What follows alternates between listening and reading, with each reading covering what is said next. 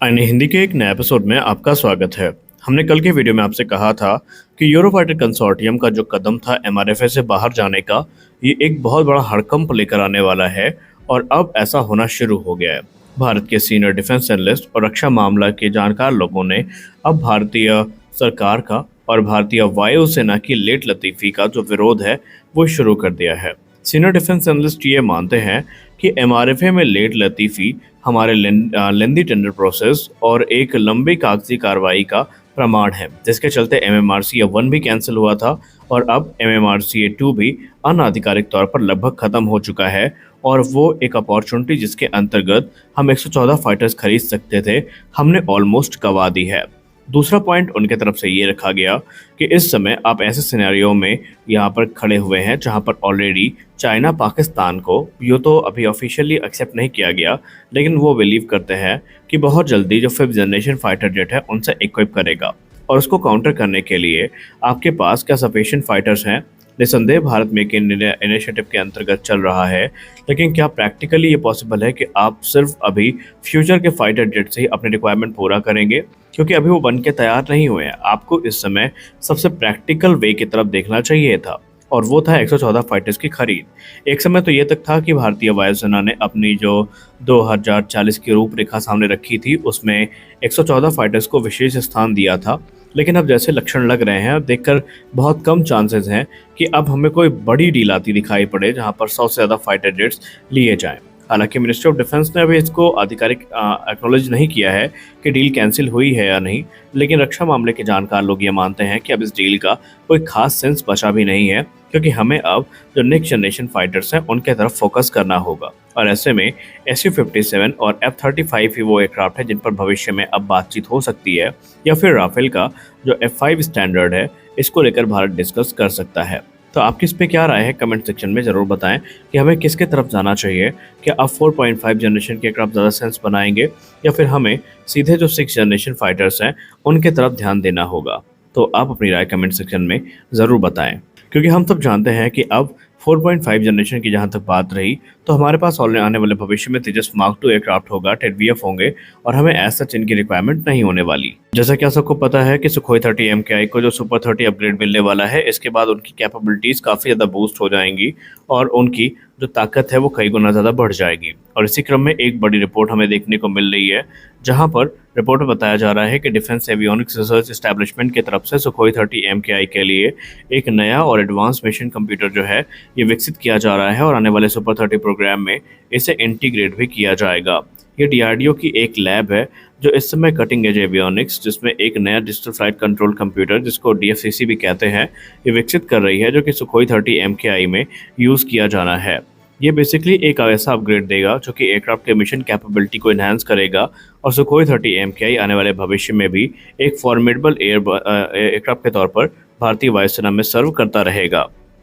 इसके पहले आपको सही मायने में बताया जाए तो इंडक्शन के बाद से ही भारत ने जो इंडिजिनस सिस्टम है उनको यूज़ करना शुरू किया था, और अब यहाँ पर एक स्टेप ऊपर जा कर के ये काम किया जा रहा है। अब अगर हम डेयर की बात करें जो कि इस सिस्टम पर काम कर रही है, तो इन्होंने ऑलरेडी जो नेक्स्ट जनरेशन एवियोनिक्स हैं ये भारत के तेजस मार्क 1, मार्क 1A और मार्क 2 के लिए विकसित करे हैं, और अब ये नया जो DFCC है ये सुपर सुखोई के लिए तैयार कर रहे हैं। और आने वाले भविष्य में निसंदेह इससे जो सुपर सुखोई की ताकत है ये काफ़ी ज़्यादा बढ़ेगी। सुपर सुखोई सिर्फ एवियोनिक्स के टर्म पे ही काफ़ी एडवांस नहीं होने वाला है, बल्कि इसको एडवांस वेपनरी से भी इंटीग्रेट किया जा रहा है, जहां पर अस्त्र सीरीज़ की सारी मिसाइल, रुद्रम सीरीज़ की सारी मिसाइल और ब्रह्मोस सीरीज़ की सारी मिसाइल्स हमें देखने को मिलेंगी। वहीं कल के वीडियो में हमने आपको पहले बता दिया है कि रक्षा मंत्री राजनाथ सिंह जी ने अपने रशियन काउंटर पार्ट के साथ बात करी है, जहाँ पर रूस ने AL-41 इंजन को लेकर भारत को इंसिस्ट किया है। अब यहाँ पर आने वाले भविष्य में क्लियर हो जाएगा कि और क्या क्या नई चीज़ें हैं जो हमें देखने को मिलने वाली हैं। एक चीज़ स्पष्ट है कि सुपर सुखोई अपग्रेड के बाद ये एयरक्राफ्ट तकरीबन 2045 तक सर्विस में रहेंगे, और आने वाले भविष्य में जो संभावित 6th जेन फाइटर है वो इसको रिप्लेस करने का कार्य करेगा।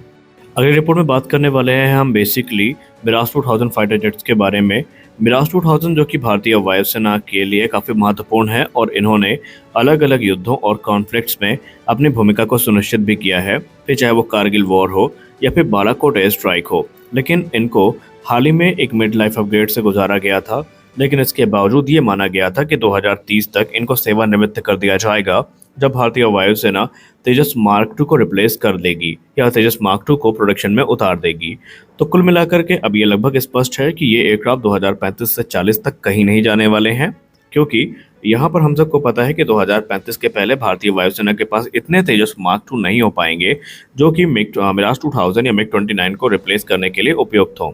और इसी क्रम में अब एक नई मांग सामने आई है, क्योंकि मिराज 2000 एक कॉम्बैट प्रूवन एयरक्राफ्ट है और भारतीय वायुसेना के जिन पायलट्स ने इनको उड़ाया है वो इनके मुरीद हैं, और इसीलिए अब इन पे एक नए अपग्रेड की डिमांड हो रही है। और कहा जा रहा है कि मिराज 2000 की जो primary beyond visual range missile है, जो कि MBDA की मीका है, इसको रिप्लेस किया जाए और इसमें अस्त्र mark 1 beyond visual range missile को यूज़ किया जाए, जो कि टेक्नोलॉजिकली ज़्यादा एडवांस भी है और ज़्यादा पावरफुल भी है।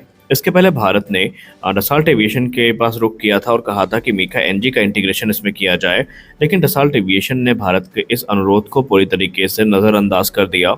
और इसीलिए अब आत्मनिर्भर इनिशिएटिव के अंतर्गत जो अस्त्र मार्क 1 मिसाइल है, इसके इंटीग्रेशन की मांग की जा रही है ताकि इसकी लेथैलिटी को और भी ज़्यादा बढ़ाया जाए।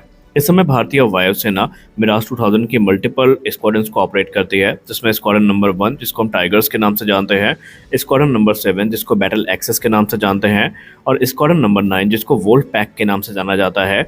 ये स्क्वाड्रन ग्वालियर से ऑपरेट की जाती है और इनमें अब अपग्रेड की डिमांड की जा रही है, और अपग्रेड के अंतर्गत जो एडवांस BVR मिसाइल है ये इंटीग्रेट किए जाने की मांग उठ रही है। आप इस मांग के कितना समर्थक हैं, कमेंट सेक्शन में ज़रूर बताएं। हमारी अगली बड़ी अपडेट F-35 लाइटनिंग 2 को लेकर आ रही है। F-35 लाइटनिंग 2 को लेकर हमने कल की रिपोर्ट में आपसे कहा था कि अब तकरीबन 2 हफ्ते तक नकारने के बाद, 2 हफ्ते तक आनाकानी करने के बाद जो ब्रिटिश ऑफिशियल्स हैं, इन्होंने F-35 को जो एयरक्राफ्ट हैंगर है वहाँ पर मूव करने की परमिशन दे दी है। तो इसमें अब एक बड़ा डेवलपमेंट हमें देखने को मिला है।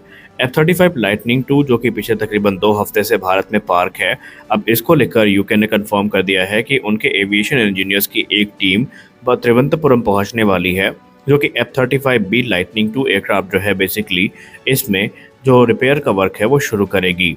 दरअसल यहाँ पर रिपोर्ट्स इंगित करती हैं कि कुछ सीरियस इशूज़ हैं जिनको अभी तक मल्टीपल टाइम रेक्टिफाई करने की कोशिश करी गई, लेकिन ऐसा हो नहीं पाया। ये एयरक्राफ्ट UK के HMS Prince of Wales carrier strike group का हिस्सा है और इस जेट की कीमत तकरीबन $110 मिलियन की है और इसे दुनिया के सबसे एडवांस फाइटर जेट्स में गिना जाता है। और इसने तिरुवनंतपुरम में जून 14 को लैंडिंग करी थी और अभी यहाँ पर जो मेजर रिपेयर वर्क है वो किया जाएगा। हालांकि ये रिपेयर वर्क सक्सेसफुल होगा या नहीं होगा, इस पर टिप्पणी नहीं की जाती, क्योंकि इस समय जो भारत में डिफेंस एक्सपर्ट हैं मानते हैं कि भारत के पास F-35 से जुड़े वो हैवी इक्विपमेंट या इंफ्रास्ट्रक्चर नहीं है जो कि इसको सपोर्ट कर सके। लेकिन अगर यहाँ पर चीज़ें रेक्टिफाई नहीं की जा सकी तो फिर इनको मजबूरन UK को एयरलिफ्ट करना पड़ेगा, और ये काम UK के जो बेसिकली उनके C-17 एयरक्राफ्ट है उनकी सहायता से किया जाएगा। इसके पहले तकरीबन 2 हफ्ते तक UK ने भारत की उस रिक्वेस्ट पे नामंजूरी जाहिर करी थी, जहां पर भारत ने पहले दिन से कहा था कि मौसम खराब है और लगातार बारिश के चलते इसको अलग अलग एलिमेंट का एक्सपोजर मिलेगा, तो इससे अच्छा है कि आप इसको एयरक्राफ्ट हैंगर में पार्क कर दीजिए। लेकिन UK ने भारत के रिक्वेस्ट को डिनाई किया था, लेकिन 2 हफ्ते के बाद वो इस पर मान चुके हैं। तो इस वीडियो में बस इतना ही। आशा करते हैं वीडियो आपको अच्छी लगी होगी। वीडियो अच्छी लगी वीडियो को लाइक करिए, नए हैं चैनल को सब्सक्राइब करिए। मिलते हैं अगले वीडियो में कुछ अपडेट्स के साथ, तब तक के लिए जय हिंद।